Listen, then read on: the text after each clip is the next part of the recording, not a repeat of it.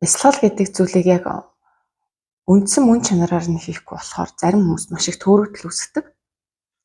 Бясалгал гэхээр ихэнх хүмүүс болохоор ер нь бол юм сэтгэл санаагаа сайхан тайвшруулна, стресснээсээ сална, бие махбодын амралт болно гэж үздэг. Гэтэл зарим хүмүүс нь болохоор бясалгал хийхээр гэгээрдэг, ич хиттэй болдог гэж ойлгодог. За яг аль нь өмнөний ортолдог. Гэхдээ яг бясалгалыг бид нэр үндсэн мөн чанарыг ойлгож ивэл илүү зүгээр ахгүй юу? Тэр үүднээс нь хэдийн уншиж өгөөд бас нэг гоё тайлбар хэлье гэж бодлоо. Бясалгалын утга учир. За эхлээд тайвшир улмаар гэгээрээ. Энэ дарааллыг зөрчих гэвэл өөрийгөө зовоохоос цаашгүй. Тийм учраас буддын судар номд бэлэг ухааны өмнө ямагт самади бясалгалыг оруулдаг. Энэ бол амарч тайвширхын нэр. Амарлингуй төлөвт орсныхоо дараа л бэлэг ухааны бясалгал хийх учиртай. Амарлингуй бясалгал бол өвчин амдаах тариатай адил. Бэлэг ухааны бясалгал бол мэс засал хийж өвчний үндсийг таслахтай адил гэж байгаа байхгүй юу? Тэгэхээр эхлээд нь бид нэр өөрсдөө сэтгэл зүйтэй сайхан ажиллах хэрэгтэй. Тэгэхээр хамгийн эхлээд амарлингуй бясалгал хийнэ гэдэг чинь яах вэ гэхээр өөрийгөө хүлээн зөвшөөртэй, эргэн тойрныхоо хүлээн зөвшөөр, одоо байгаа байдлаа сайхан хүлээн зөвшөөрөө. Хэнийг ч буруутгах хэрэггүй, хэнийг ч шүүх хэрэггүй. Сэтгэл санаа эхлээд нэг тайван болгочих тийм. Өөмрөл, тэр айдас, өөр юу гэдгийг дотор байгаа ямар нэгэн уур бухимдал, айдас хүлээн зөвшөөрч чадахгүй байгаа сэтгэлээ чинь зовоогоод байгаа зүйлсүүдийг эхлээд нь сайхан өвчин амдах тариатай адил хэрэгэл гэж штэ бясалгалыг ингээд тэр шарах өвдөлт гэдэг юм аа ингээд түр зүр ингээд намдааж болдог байхгүй юу? За яг ихэнх хүмүүс болохоор яг энэ төвшөнд очиод гаццдаг. Яагаад гэхээр амарлингуй бясалгал буюу самади бясалгал одоо хаас айгуу заагддаг. Тэгээд амьсгал дээрээ төвлөр, эсвэл бие махбодон дээрээ төвлөр өөр янз бүрийн арга техникүүдтэй ингээд бясалгал гадуур бол өргөн дэлгэр байна. Тэг хүмүүс яг бясалгал хийж явах үедээ их сайхан тайван байгаад байна, сэтгэл санаа сайхан байж гин, сайн унтж гин, бие махбод ингээд сайхан сэргэж гинэ гэдэг. Тэнгүүтээ нөгөө бясалгалдаа явахаа болоод эхлэн штэ. Бясалгалаа хийхээ болоод ирдэг ч юм уу. Тэгэхээр буцаал нөгөө нэг уур хилэн, стресс, сэтгэл санааны уналт гэдэг юм уу. Тэр юм ингээд буцаад хурж ирээд байна. Тэг бясалгал хийх үеэр л гоё яагаад гэдэг вэ? Энэ бол зөвхөн эхний суу шатны ахна штэ. Тэгэхээр тэр амарлингуй бясалгал гэдэг бол өвчний яг өвчин намдаах юм шиг ажилт юм байна. Гэхдээ энэ бол хамгийн түрүүнд хийж явах хэрэгтэй. Бид нэр ингээд сэтгэл санаагаа эхлээд нь тайван болгочоод эргэн тойрноос сайхан хүлээн зөвшөөрөөд өөрийгөө хүлээн зөвшөөрөөд хайрлаад эхэлнэ. Дараа нь бэлэг ухааны бясалгал хийдэг гэж штэ. Бэлэг ухааны бясалгалыг би та нарт тунгаалтын бясалгал гэж ярьж өгчээсэн тийм. Тунгаалтын бясалгалыг ер нь хийх нь бол хамаг учир цангилаг тайлдаг. Тэгэхээр саяны хэлсэнчлэн бэлэг ухааны бясалгал бол мэс засал хийж өвчний үндсийг таслахтай адил. Тэгээ хэдүүлээ ерөөсөө сэтгэл санааныхаа үндсэн өвчнийг бэлэг ухааны бясалгалаар тайлж ангаахгүй юм бол нөгөө нэг өнгөц талын бясалгалаа хийгээл явуудах юм бол түр зүр өвчин амдаахтай адил явуудах нь шүү дээ. Тэгэхээр энэ тунгаалтын бясалгал буюу бэлэг ухааны ухамсарыг чинь тэлэх, ухамсартайгаа ажиллах тэр бясалгалыг өргөжлүүлэн хийснээр бид нар тэр айдас, блок, шарах ч гэдэг юм уу. Тэр амьдралын өөрийг чинь маш их ингээд зовоогоод байгаа юу вэ? Тэр зүйлийг чинь яг ингээд мэс засал хийгээд уг үнцээр нь бүр ингээд салгаж авч байгаатай адилхан идгээдэг, бүр үнцээр нь идгээдэг байх нь шүү дээ. За сэтгэлийн өмрлөөс ангижраагүй байдлаа бэлэг ухааны бясалгал хийх гэвэл өвчтөн зовоороо дийлэхгүй бос чарах болно. Зөвхөн тайвшралтаа сатаарч уягдах юм бол өвчин зовлонгийн далд үндэс болсон биеийн үзлээс салахгүй гэж штэ. За тэгэл өнгөц талын бясалгалаа хийгээл явуудах юм бол гүн рүү бэлэг ухааны бясалгал болгож чадахгүй бол бид нөгөө нэг зовлонгийн уг үндэс маань байсаар байна гэсэн үг. Сэтгэл энд одоо цагта бүрэн төгс уусах цагт бодлын тасдал сарниж сэтгэлийн хайлан болсноор тув тунгалаг диен саруул орон зайг мэтрнэ. Энэ үед дотоод хий бүх биеэр задран төгснөр биеийн хайлан болж хөнгөн шингэнд олгиолог мэдрэмжин думбана. Ийм жаргал таашаалыг амарлингуй төлөв гэж хэлдэг. Амарлингуй төлөвт дулдуудан дүрс сэрэл бодол үйлдэлийн мэдлийн уялдаа холбоог задлан шинжилж би буюу миний гих бит чанар үгийг ухамсарлан таних нь үлэмж үзэхүй бясалгал болно. Энэ бясалгал таны амарлингуй жаргал таашаалыг бууруулах бус улам тэтгэн хөгжүүлж байх учиртай. Энэхүү амарлингуй агаад гэгээн бэлэг хосолсон бясалгал улам төвлөрчснөөр чандын үннийг ил тод нээх өдөр ирнэ. Хязгааргүй эрхчлөө цаглагшгүй баяр багтлын хурц гэрэлт хороогийн хуурамч зүүд үүл түүтгэр бүхэн сарнин алах болно.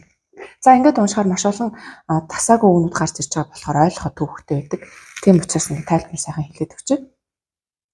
Бэлэг ухааны бясалгал руу орохоор бид нар маш их ингээд сайхан тайвширсан үедээ өөрийн дотоодтойгоо ярилцаж эхэлдэг байна. Дотоод зүнтэйгөө, дотор биетэйгээ, дотоод хүнтэйгээ ярилцаж эхэлдэг. За энэ үеэс бид нар аливаа юмны учир шалтгааныг тунгааж эхэлдэг байна. Нөгөө тунгаалтын бясалгал явагддаг гэсэн үг байна шүү дээ. За тэгэхээр тунгаалтын бясалгал хийгдээд ирэхээр бид нар аливаа зүйлийн учир шалтгааныг яг ухамсарлаж ярьдаг. Жишээлбэл би нэг зүүр цэцүү үг чийжлээ тэрийг ойлгохгүй явжээ гэж бодъё. Баах багт ингээд баахан зүүр цэцүү үг чийжлүүлээд идэв шүү дээ. Гэхдээ бид нөх хүүхэд байх учраас яг ухамсарлаж ойлгохгүй зүгээр ингээд чийжилчтэй нэг юм байх багтаа гэсэн мэдлэг болгоод тархинд авцсан байдаг шүү дээ. Тийм зүйлээс эхэлж болдог байхгүй юу? Жишээлбэл одоо санаа мууд явган хатан зарсан байгаа наран татна гэж юу гэсэн үг юм? Өөдөө хайсан жил өөрийн толгойтор гэж юу гэсэн үг юм ч гэдэг юм. Энийг яг гүн гүнзгий ухамсарлаж ойлгоогүй тохиолдолд бид нар бясалгалынхаа үеэр эхлээд нэг амарлингуй бясалгал хийгээд сайхан сэтгэл санаагаа сайхан тайвшруулсан байна шүү дээ. Дараа нь яг тунгаалтын бясалгалаа эхэлнэ. Энэ бол бэлэг оюуны бясалгал буюу өөрийн дотоод оршихуйтай холбогдох бясалгал байхгүй. Тэгээд бид нар эхлээд тархи маань ойлгохгүйж болно. Зүгээр л өөртөө ярилцаж эхэл. Эхний бясалгалаарч бид нар альва зүйлийг ухамсарлаж чадахгүй байж болно. Гэтэл оролдлогоо битгий тасал. Тэгээд өөртөө ярилцаа явж идэл аяндаа бясалгалыг төлөвлөсөг гараад ажиллаа хийгээ явжсэн ч гэсэндээ нэгэнт энэ бэлэг ухааны бясалгал буюу тунгаалтын бясалгалаа хийгээд эхэлсэн өөрийн дотооддоо оршооцсон л байх юм бол биднэрт яг ухаалт нь ирдэг. Бид нар хайсан зүйлээ олдог байхгүй юу? Мэдгүй байгаа зүйлээ өөрөө хүсэх юм бол татаж авч чаддаг. Тэр магадгүй орой унтагт чинь эсвэл гадуур явж ах чинь тэр ухамсар чинь ороод ирдэг. Өө энийг чинь хилээд исэн биз дээ. Урдны ерөөсөө ойлгохгүй байсан юм. Өө тэрийг чинь хилээд исэн биз дээ ч гэдэг юм уу. Ингээд бэлэг ухааны бясалгал үр дүнгээ өгч эхэлдэг. Таны ухамсар чинь илүү тэлж эхэлдэг. Ойлгохгүй байсан зүйлээ ойлгож эхэлдэг. Ингээд бид нар юм ойлгоод өө эн чинь цаана утга нь ийм гүн утгатай байсан байна. Одоо л өстой би чинь эхнээсээ голдоо орчлоо ухамсарлж ингээл ярьдаг штэ. Яг энэ зүйл чинь болдог байна. Энийг ерөөсөө бэлэг ухааны бясалгалын үр дүнгээ та нар ойлгочиход болох нь штэ. За тэгээд энэ бясалгал нь таны амарлингуй жаргал таашаалыг бууруулах бус улам тэтгдэг. Яг л бид нар тэр олж авсан ухамсар ухаарл гэдэг юмараа өвчнийхээ гол үндсийг нис засал хийж авахтай адилхан таны дотор байгаа айдас, таны дотор байгаа блок, таны сэтгэл санааг зовоож байгаа зүйл, таныг амьдралд гарч ирж байгаа туулал тэр зовлонгийн үндэс чинь энэ ухамсарлаж ойлгох хоромт л ерөөсөө үндэс нь ингээ устгагддаг байх нь шүү дээ. Тэр гол нь энэ ухамсарлаж ойлгоод л яваад байвал бид нэр энэ зүрхэн үртэн дотор байгаа олон зүйлийнхаа сөрөг энерги уг үндсийг ингээд таслаад авчин. Тэгэхээр ахиж тэр зүйл чинь тавтагдаж гарахгүй байх нь шүү дээ. За зөвхөн өнгөц хэсэгтээ ажиллаад амарлингуй бясалгал хийгээ явах юм бол уг үндсийн арилгаагүй учраас дахин тавтагдаж гараад ирдэг. Тэгэхээр та үнэхээр л гүн ухамсарлаж ойлгосон л бол таны дотор байгаа зовлонгийн шалтгаанууд нэг нэгээрээ устж өгөх болох нь идэх нь шүү дээ, тий. Тэгэл ойлгочиход болно. Ерөөсөө л энэ зүйлийн тухай ингэж одоо бодтой ухаанаар тийж тайлбарсан байгаа хгүй. За буддын сургаал ёсоор сансрын хүртэнд оршигч байдгал бүхэн хизээ нэгэн цагт гэгэрх хувтай гэж үздэг. Учир нь гэгэн бод чанар хаашаа ч алга болоогүй. Тийм учраас түүнийг хаа нэгтээс олж авч байгаа юм биш. Гагцхүү бид үнэн дотор бурханлаг дунд байсаар атлаа. Мунхгийн зүудэндээ автаж зовлон ажгаа эдэлдэг юмсан ч зүуднээс сэрэх арга замыг бясалгал гэдгээ гэж юм. За энэ зүуд гэдэг байгаа юм чинь бид нар мэддэг орой унтаад бид нар ийм зүудлээ, тийм зүудлээ гэж босч ирдэг. Гэтэл бид нар яг босч ирэх агшиндаа өө ашгүй эн чинь зүудлээсэн байна. Бодож юм биш ингээд баярлцсан босч ирчихдэг те. Эсвэл маш гоё ингээд зүудлэжсэн сэрүүл ингээд жоохон гунддаг те өө зүудлээсэн биш те бодож бишээсэн юм гэдэг ч юм уу. Тэгдэг. Гэтэл бидний энэ амьдарч байгаа би одоо ингээд сэрүүн байна. Энэ бодтой амьдрал гэж бодож байгаа зүйл маань хүртэл бас давхар зүуд байх боломжтой. Зүуд юу байдаг байхгүй юу? Яг нөө тархиараа хараад байгаа юм бол гэтэл бид нар бясалгал хийгээд өөрөө ухамсараа тэлж хөгжүүлснээр энэ гурван хэмжээстэй амьдралд ингээд амьдралын хязгаараас бидний ухамсар ингээд давж сэтгэж эхэлдэг. Тэгэхээр эн чинь би нэг хэмжээстэй л итгэл энийг яг хамгийн бодит үнэн амьдрал гэж итгэцэн явж исэн байна. Гэтэл эн чинь бас миний үзэл төр тархинд дахиад юунд кодлс яг тэрүүгээр амьдарч исэн бас нэг зүүд байсан байна. Эгоны зүүд байсан байна. Гэтэл эгоны зүүднээсээ сэрээд тэгэхээр яг энэ орчлон ертөнц гэж юу юм гэдгийг бас нэг ийм учиртай юм бэ гэж ингээд сэрсэн ухамсараар хардаг байна шүү дээ. За энэ талаар хэлж байгаа хгүй. Тэгэхээр ерөнхийдөө ямар ч төвшөнд байгаа ухамсар цүнс хизээ нэгэн цагт гэгэрэх хувьтай. Энэ бол байгалийн зам байхгүй юу? Бясалгалыг элдв ид шид эзэмших арга гэж ойлгодог хүмүүс би ид шид элб ховсыг хэрхэвч зориг болгож болохгүй. Бясалгалын замд юу ис тохиолдох вэ? Гэвч гэгэрэл тэмүүлж гэрлүүгөө яарч буй хүн замын цэцэг хөөж явсаар төөрчих аюултай. Тэр тусмаа бод сэтгэлийн ариусал бол элдв шидийн хүч гай амшигл болно. Бод сэтгэлийн ариусалгүй бол элдв шидийн хүч гай амшигл болно. Чимхээр хурааж байсан нүглээ атгаар хураах вэ? Бэлэг ухааны гэрэлгүй бол жамаараа яваа ертөнцийг сандаатсан солиорол болж хувирна. Тийм учраас богд багш нар хамгийн энгүүн байж хамгийн эрхэм шимийг хүртгэж сургадаг гэж байна.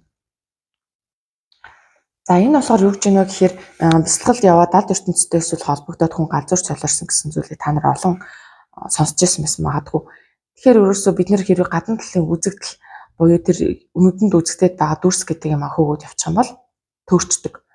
Тэгээд оюун санаа гэдэг зүйл чинь яг өөрийн тэнцвэрээ алдаад ирэхээрээ үнэн зөв байгалийн чам гэдэг юмнаас гажаад ирэхээрээ ерөөсөө өвчилж эхлээд солиорол гэдэг юм боордог байна шүү дээ. Тэгэхээр маш олон хүний зам руу ингээ ордог.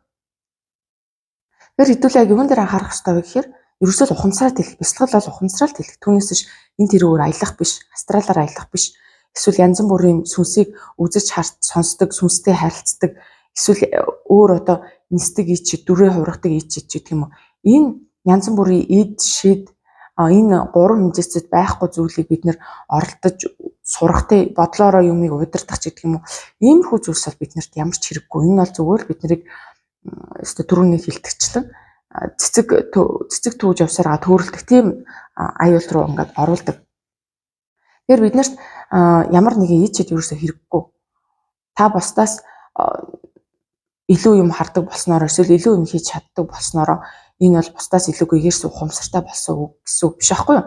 Тэгэхээр өөрөөсөө хэдүүлээ бясалгалыг ухамсараа хөгжүүлэх, юмыг таньж мэдгэж ойлгох, юмыг ойлгож ухамсарладаг болгох энэ бэлэг оюунаа хөгжүүлэхэд л зориулах хэрэгтэй. Тэгэхгүй хэрвээ энэ бясалгал гэдэг зүйл магадгүй танд мөнгөний ашиг тус авчирч ивэл эсвэл магадгүй нэр алдрыг авчирч ивэл энэ бол та бүхнийг буруу зам руу оруулах маш тийм эрсдлийг ингээд дагуулждаг. Тэгэхээр өөртөө ажиллах хамгийн гол, өөрийн ухамсартайгаа ажиллах хамгийн гол зорилго болохоос биш хин нэгэнд гайхуулж үзүүлж харуулах эсвэл мөнгөний их суралж ашигын их суралжаа болгох эсвэл алдар нэрийн гол тулгуур түшгэ болгох бол өөрийгөө л эцээцэд өөрийгөө л унгаж байгаа. Бусдад бас тэр чинээгээр л бусдад нүгэл хурааж байгаа хэлбэр байхгүй юу? Тиймээс тэр астралаар аялна уу, тэр өөр гаригийн сүнстэй очиж уулзна уу, өөр ядын хүний мэддэггүй зүйлийг мэднэ үү, энэ бол ерөөсөй гайхуулаад ах зүйл биш ээ. Бас бидний хөөцөлтөөд жах хэрэгтэй юм биш. Яг л олон ертөнцүүд байгаа, олон амьдралууд байгаа, олон сүнснүүд байгаа. Хүний оюун санаа гэдэг зүйл чинь хязгааргүй болохоор маш олон бүтээлүүд байгаа. Энийг ингээд бүгдийг нь үзэж харна, бүгдийг нь чаддаг болно, бүгднтэй нь холбогдно, бүгдийг таньж мэднэ гэвэл угаасаа төрөлдөөл дуусна. Энэ чинь хязгааргүй юм байхгүй. Тэгэхээр гагц ухамсарын хөгжил гэдэг юм л бидний дээшээ нэгдэх цэг рүү, нэг л цэг рүү бид нарыг аваачдаг. Хамгийн үнэн зөв цэг рүү буюу гэгэрлийн цэг рүү бид нар аваачдаг байна шүү дээ. Бусдын бол нэг бусад мэдээлэлд өөрөөгөө нэг автуулаад гадны мэдээлэлд нэг ашиглах шаардлага байхгүй. Энэ бол бид нарыг төөрүүлнэ. Нэг бол яг дотоод ухамсараа сэрэж ухамсараа хөгжүүлэхэд хаалт садаа болдго юм аа. Энийг би бас өөр дээрээ үзчихсэн учраас та нартай анхааруулж хэлээд байгаа байхгүй юу? Маш олон ном уншиж, маш олон зүйл сонсож, маш гадагшаа бол маш их чиглэсэн, олон зүйл сонирхож үзчихсэн, судлаад туршаал. Гэтэл энэ бол зүгээр л миний энэ тархиндах толгой эргүүлэлт, тархиндах мэдлэг гэх юм уу, эгог нэмэгдүүлчихснээс биш. Яг миний дотоод ухамсарыг хөгжүүлэхэд ямар ч нэмэр тус болж байгаа үггүй. Харин ч илүү хаалт садаа болж исэн учраас би нэг л өдрийн судалж хөөж авч ирсэн юм. Бүгдийг тархинаас авчаад мартаад яг өөрийн дотоод руу орж ирсэн.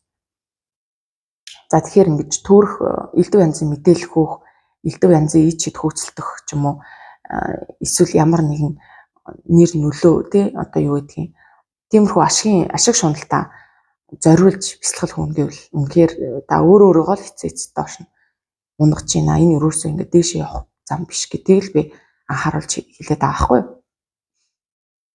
За тэгээд бясалгалын үеэр хүн элдв янзын дүрс үзэгдэл хардаг. Энэ бол зөвхөн энергийн л үзэгдэл шүү. Энергийн үзэгдэл. Бидний махан бие ч энергийн үзэгдэл. Бидний бодит гэж бодож байгаа эргэн тойрны 3 хэмжээст энэ хамгийн бодит гэд нүдэнд үзэгдээд гарт баригдаад зүйл ч гэсэндээ яг үнэндээ энергийн нэгтчил, энергийн биежил, энергийн үзэгдэл цаана ерөөсөө энерги л байгаа. Ухамсар л байгаа. Өөр юу ч байхгүй.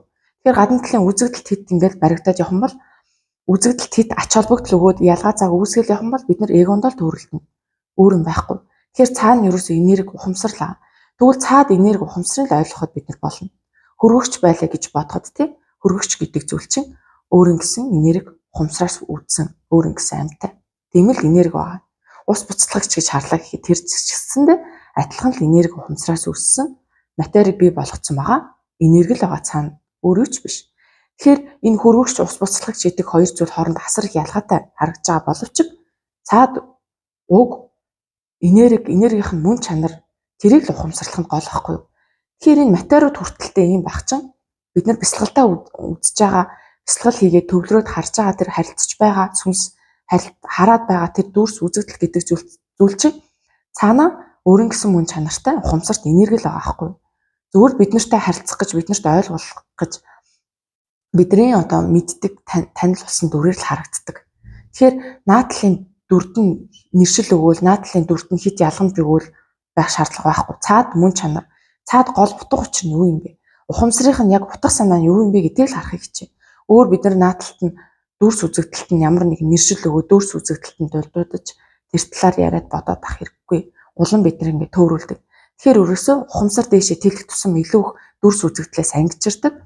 Ухамсар тэлж гэгэрэл рүү хүрэх тусам дүрс үзэгдлээс ангижирч илүү тунгалаг хоосон чанар руу ордог байхгүй юу? Зөвхөн энерги ухамсарл гэсэн зүйл байгаа гэдгийг бид нар ойлгодог. За тэгээд бясалгалаа яг ингээд мөн чанараар нь хийгээрэй манайхаа. Энийг л захимаар байна. За тэгээд энэ хүртэл сонссонд баярлалаа. Дээрэс нь бас нэг зүйл энэ хэлэх юм байна. Одоо 4 сарын 6-наас би 10 гаруй хүнтэй танхимын сургалтыг хийж байгаа. Ерөнхийдөө урд уртын танхимын сургалтууд авч ирсэн хүмүүсийн тоог 2 дахин багасгасан. Тэгээд орой ангитай байсан бол орой анги ажигсаа хассан. Зөвхөн өглөө ангитаагаар 10 гаруй хүнтэйгээр энэ танхимын сургалтаа сардаа 1 л удаа хийчихье гэж шийдвэр гаргасан. Тэгээд 9-өөс 12 цаг хүртэл 3 цаг гарan танхимын сургалт үргэлжлэн. Тэгээд 1 хоног нь 10 хоног хичээл өгнө. Тэгээд танхимын сургалтаар ерөөсөө өөрийн дотоод зөнтөөгөө холбогдох, зөнгөө мэдрэх бясалгал хийж сурах гэвч дандаа анхан шатны бясалгал заагдана. Анхан шатны бясалгалтаа төвлөрөл үүсгэх, өөрийн дотоод зөнгөөс сэрэх, энэ эго тархины бодол дотоод зөнгөө ялгаж салгах, сурах тэр техникүүд ерөнхийдөө заагдана. За тэгээд мөн энэ зүрхэн хүрдний блок, оройн хүрдний блоктойгоо хэрхэн ажиллах вэ? Өөрөө өөртөө хэрхэн ажиллах вэ? Ухамсараа хэрхэн тэлэх вэ? Гэдэг зүйлс түлхүү яригданаа. Тэгээ мэдээж ирсэн хүмүүс ч гэсэндээ өөрсдийнхөө зүйлсийг дотоодыг ярьж бийж ярих зүйлээ ярина. Тэгэхээр харилцсан нөгөө амьд харилцаа үүсгэсэн гэдэг утгаараа танхимын хичээл үнэхээр үр дүнтэй явагддаг. Олуулаа бясалгахад хүртэл тэр дор нь бие биенийхээ эрчмээр сүлдээд тухайн орчин нөхцөлтэй олон бясалгахаар бясалгал илүү их үр дүнтэй болдог. Илүү их яг энэ л бясалгал юм байна гэдэг анхны бясалгалаар хүртэлх ингээд мэдэрч болдог байхгүй олуулаа сууж бясалгахаар. За тэгээд танхимын сургалт сонирхож байгаа бол над руу Бека Болор гэсэн Facebook хаяг руу чат бичээд мэдээлэл авч болно. Дэлгэрэнгүй мэдээлэл авч болно. Тэгээ ерөнхийдөө өөрийн дотоод ухамсараа хэрхэн сэрэх, ухамсартайгаа хэрхэн ажиллах, төөрөлдөөн гэдэг зүйлээс хэрхэн гарах тийм. Яг нөгөө нэг практик дээр бясалгалынхаа үйл явцыг хуваалцаад за ингэвэл болох юм байна, ингэвэл болохгүй юм байна. За энэ бол яг л миний дотоод юм байна. Энэ бол эго юм байна. Тэгвэл энэ блокноос ингэж гарах юм байна гэдэгчлэн яриад тэрийг практик дээр хийгээл явчихна. Тэгэхээр танхимын сургалт бол үнэхээр үр дүнтэй болдог. Гэтэ яг хэрэгтэй хүмүүс нь өөртөө л ажиллая. Би өөрийн ухамсартайгаа л ажиллая гэдээ яг зөв сэтгэлээр зөв замаар ирж байгаа хүмүүст сургалт бол маш гоё үр дүнтэй болдог.